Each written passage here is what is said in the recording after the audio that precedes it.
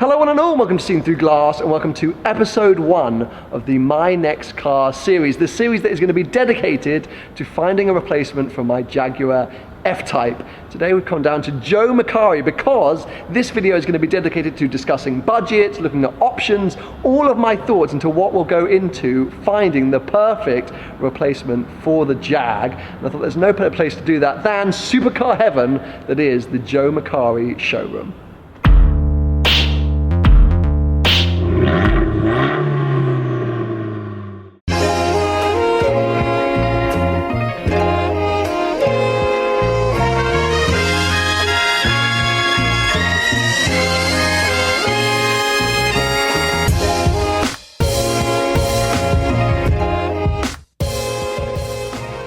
Now, some of you may recognize Tony. Hello again. Tony from Gravelwood, who was in my TTRS video a few days ago, but also is the mastermind behind the Jaguar F-Type sale. So Tony's going to be helping me out throughout this series, source and purchase my next car. So familiar face he is going to become. This is Dylan from Joe Macari. So Dylan's very kindly allowed us to come down here today, have a look at the different cars and talk about a few different options. So he's going to be helping us probably buy but not buy some cars here in the dealership. So let's wander around, see what they've got in stock and talk through a few different options.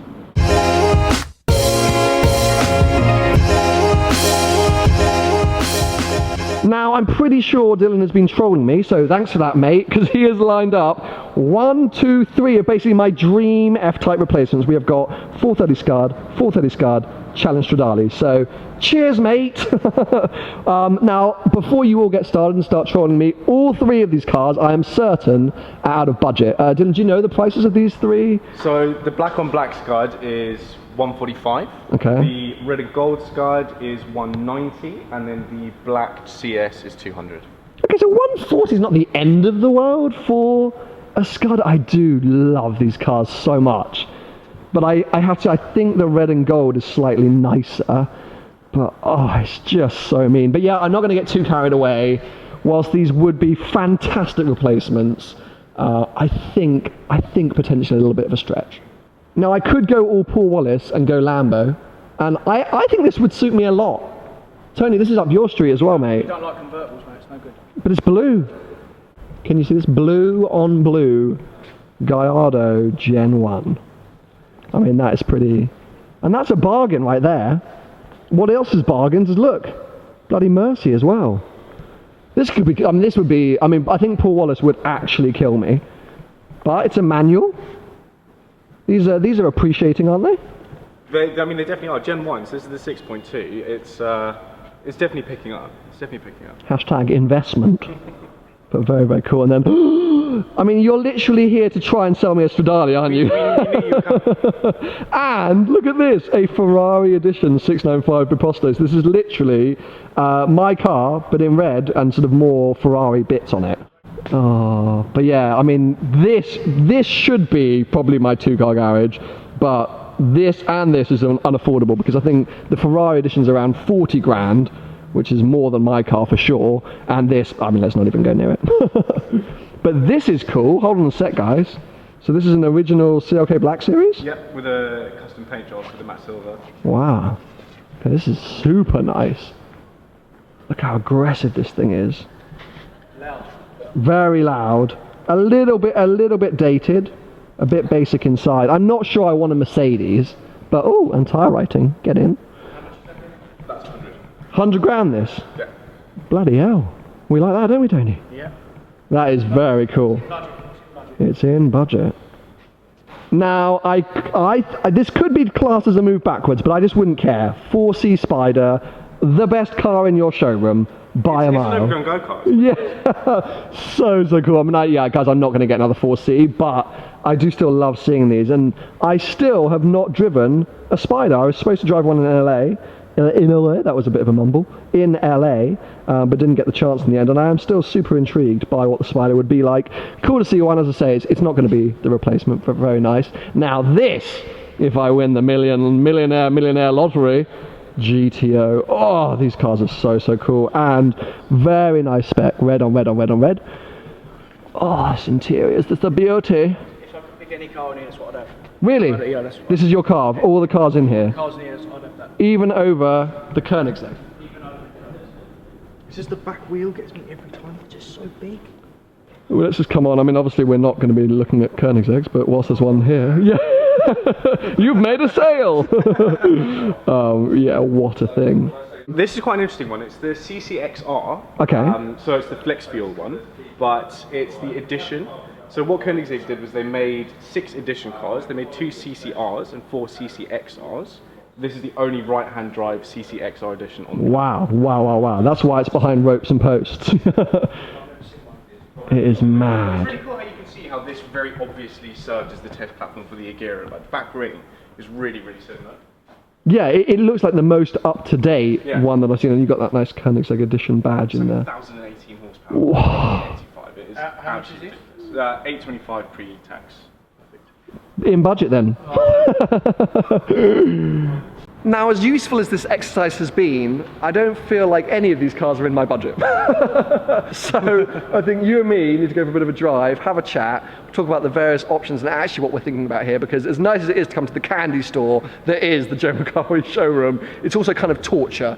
So thank you, Dylan. My pleasure. We're going to leave you. I may be calling you in a few weeks for a great offer on a Stradale, but pretty sure you're going to say no. Anyway, catch up soon, dude. Pleasure, man. Thank you. Cool. Oh, yeah. Oh. Flipping hell, Sam. What? Oh. Where's the armrest? Why do you need an armrest? Because I just nearly fell down the side of the seat. Right, I mean, I think it's quite good that we're escaping there, because as much of a treasure chest that place is, I think it's probably a little unrealistic for car shopping. Yeah, you want a newish car. I want something a bit newer, that's the thing as well. Yeah. Like it's beautiful in there, and there's some incredible cars, but yeah, everything's not only very expensive, but a little bit old. And they're going to break down.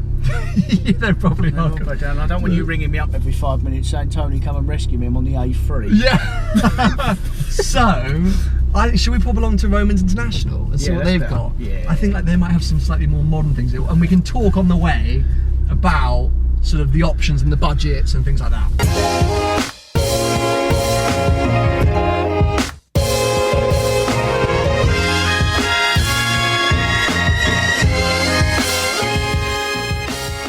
So, yeah, I think the most important thing is, let's start off on budgets, because that is obviously going to affect things massively. Most of you will know that I finance my big car. I worked through Magnitude Finance before on the F-Type. For me, the way that I work, my job, my life, everything, it just makes more sense. I think like 95% of cars over 50 grand are finance anyway, so it's just, I believe, the more sensible way to go about buying big cars.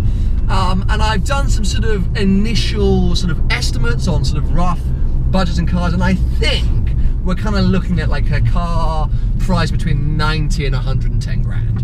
Obviously, the way financing works, I might be able to switch up to sort of 120, 130 if something amazing props up and Magnitude can do me a mega deal. But equally, I could very happily buy an 80 grand car and just be a gypsy about things and not have to spend a lot of money. Your monthly payments will be less. Monthly payments would be less. So yeah, so that's the way that we're doing it. And newer cars, you get different deals and stuff like that. But I think, as I say, my attitude when I'm looking at cars, we're looking between sort of 90 and 110, which gives me some pretty insane options. Big choice. Big choices, because I've been on Auto Trader. You're looking at, you could even nowadays almost get a new R8 V10, not quite the Plus, but almost get a new R8 V10 or the old R8. You've got Astons in there, you've got Ferrari, California, Porsche. What's wrong with the turbo? Turbo, no, I go 991 GTS. You can get one of them. You get one of them. So like, we've got exciting options within that bracket. But there's a lot more decisions apart from just budget that come down to things. Now Tony is here to help not only try and find these cars, but also stop me from spending my money on something as ridiculous as the 695 Pasto. Exactly. So you are hopefully going to kind of educate in terms of things like depreciation, because so far I've been the king of depreciation. So we're hoping the next time that we're going to buy something a little bit more sensible. Yeah, sort of resale thoughts, you know, getting a car for the right price, etc, etc, so that I buy a car in the best way possible. Because for me, this might potentially be my first supercar. a huge thing in my life, which I did not think would happen before I reached 30. But if it's going to happen, I'm going to need some help getting there. So that is why Tony is heavily involved in this whole series and this whole procedure. And through Gravelwood Car Sales, is going to hopefully make me a very, very happy man. Fingers crossed. I'll try my best. Try best. So let's talk about the ins and outs of kind of what I'm looking for within that price bracket, because realistically the car needs to kind of be usable. As much as I fell in love with that Stradale and those scuds, it's not really a car I can use day in, day out. From a reliability point of view, from a practicality, single clutch gearboxes around London, Yeah. it's going to be hard. And as a YouTuber, I use my cars a lot. Yeah. And even though I have this 695 as a daily, whatever I replace the F-Type with, it's still going to get a lot of miles put on it. I'm going to take it out to Monaco and blah, blah, blah. It needs to be usable. So, do you, are we thinking proper mid-engine supercar or GT car? Well, that's or? the thing, like, having said that, a GT car would be perfect for what I've just said, but I am desperate if I'm going to spend 100 grand on a car to get something potentially mid or rear engine. I would just love that. I had the 4C for 6 months, and that was as close as I got to having like a mid-engine sports car. Yeah. So, the Porsches, the R8s, what else is in that kind of bracket? 12C. 12C. Now, McLarens, you all know my obsession and my love for the 570S, but let me say it from day one, it's too expensive. I've been saying it really from the first time I did a video on the 570S. It's out of my budget. I am not getting a 570S, ladies and gentlemen, but the 12C is a very good shout. That is a proper mid-engine, that's a supercar. Well, when you think about it, you can have one of them or F430. Yeah, So- F430, another case, so Ferraris. Yeah. Basically, there's a lot of freaking few options cars. there. A few cars there. So, yes, we've worked out it needs to be kind of usable and reliable. It needs to be ideally mid or rear engined if possible. Hold its money. Hold its money, Yeah. theoretically. I mean, that is hard to do and hard to guarantee, but if possible. I will help. You will help. I will help. Yeah, thank you very much.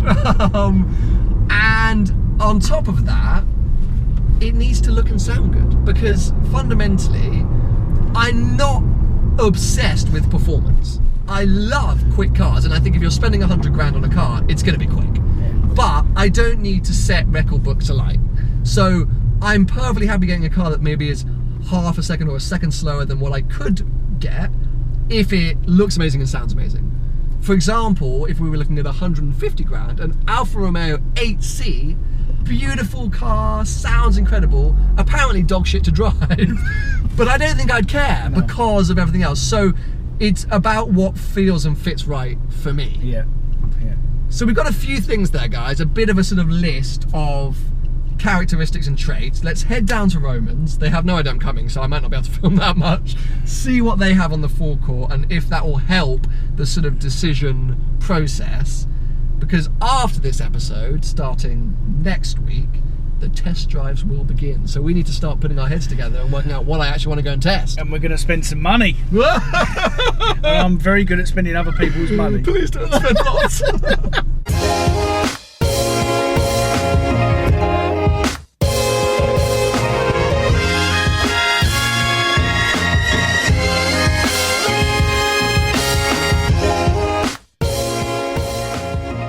We have made it down to Romans International, and look at the perfect car that is here to welcome us. A 115 grand Audi R8 V10 Plus. I mean, this is it. Surely, Tony, we found the car.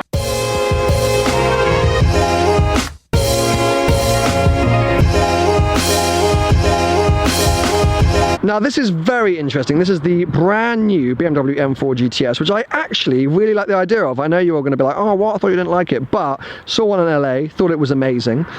Just like all the little touches. However, look at this joke. 165, basically, £1,000 for that. When you've got an R8 for 115. Are they taking the piss? Now this is an interesting one. Ferrari California, but 130 grand. So as we were just discussing, that would be the very top end of my budget, and for a Ferrari that I don't think I'd really want.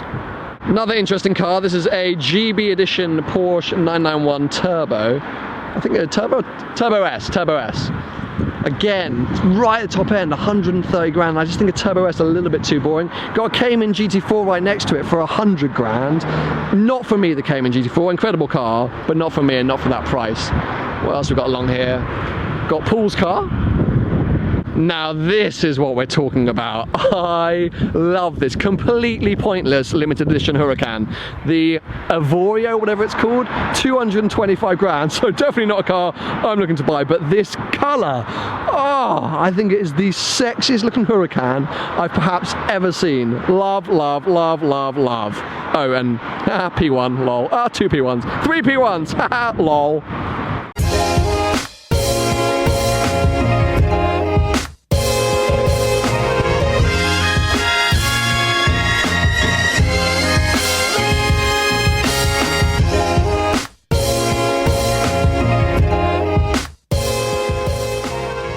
So I think Roman stock is definitely more up our street or what we're looking for. That R8 is still, I think that's one of the first test drives that we need to do, Tony. 100%. Getting an R8, because if you can get one of those for 115 grand, that is bargain basement. Oh, it looks so good. But some other very special cars here. I'm just so excited for this whole process. As I say, as of next week, the test drives will begin. Me and Tony will be checking out probably like 6 to 8 cars like that. We'll drop a short list. But get cracking, guys. Start making some suggestions. You now know budgets. You know what I'm looking for. Comment section below, troll me on Twitter, troll me on Instagram, let us know all the cars you think we should be checking out and I should be considering. I'm so excited. You've got to help us out. Yeah, to now replace the F-Type. This is just the start. I hope you guys have enjoyed this. Give it a thumbs up if you have, and make sure to subscribe for plenty more videos to come.